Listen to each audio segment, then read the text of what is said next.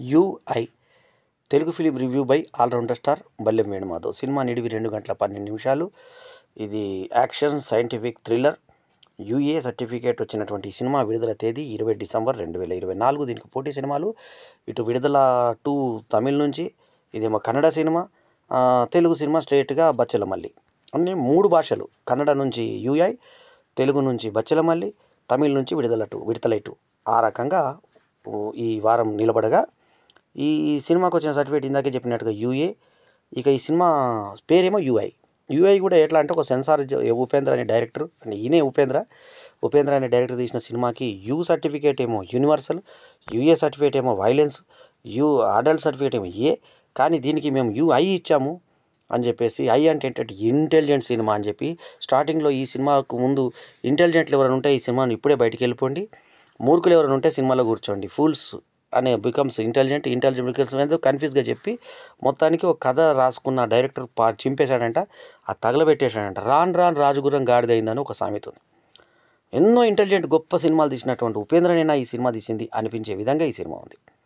రేష్మా నానయ్య ఈ సినిమాకి హీరోయిన్ కాగా, మురళీ శర్మ, అచ్యుత్ కుమారు, రవిశంకరు, తర్వాత సాధు కోకిలది జోకర్ పాత్ర, నిధి సుబ్బయ్య, తర్వాత కాక్రోచ్ సుధీరు వీళ్ళు నటించగా, ఉపేంద్ర ఈ సినిమాకి డైరెక్టర్ కాగా, కేపీ శ్రీకాంత్ ప్రొడ్యూసరు, ఇంకొక జి మనోహరన్ ఇంకో ప్రొడ్యూసర్ కాగా, Ajaneesh Loknath musician, executive producer వచ్చి వేలి తులసిరాము, నవీన్ మనోహరన్ వచ్చి కో ప్రొడ్యూసర్. ఇక ఈ సినిమా ఎలా ఉంది ఏం సంగతి చూద్దాం. ఫోకస్ అనే దాని మీద చూపించారు. స్టార్టింగ్లో సినిమా విడుదలైంది, సెన్సార్ గురించి అందరూ కింద మీద మాట్లాడుకుంటున్నారు. ఒక భార్య వచ్చింది, నువ్వు నాకు బాగా పని చేయట్లేదు, నువ్వు నాకొద్దు నువ్వు అని చెప్పేసి. ఇంత ఫేర్గా అవును మనం బ్రేకప్ వెళ్ళిపో అనగానే ఆమె ఉపేంద్రని మొక్కుతుంది. యుఐ పోస్ట్ ఉంటుంది అక్కడ మల్టీప్లెక్స్ దగ్గర.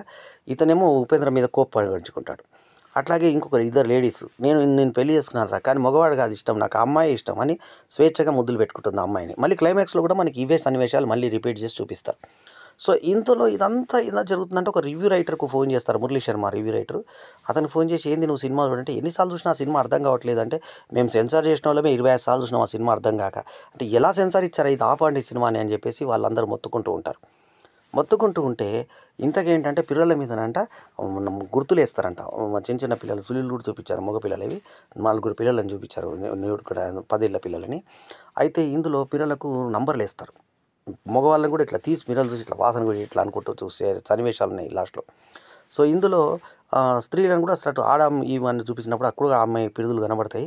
కొంచెం చెస్ట్ నయం ఇంకా నయం. మొత్తం మన ఉపేంద్ర అసలే మొత్తం బరివాతలు చూపించే గొప్ప డైరెక్టర్ అయినా సరే మనకి కొంచెం వేసుకుని చూపించాడు బట్టలు.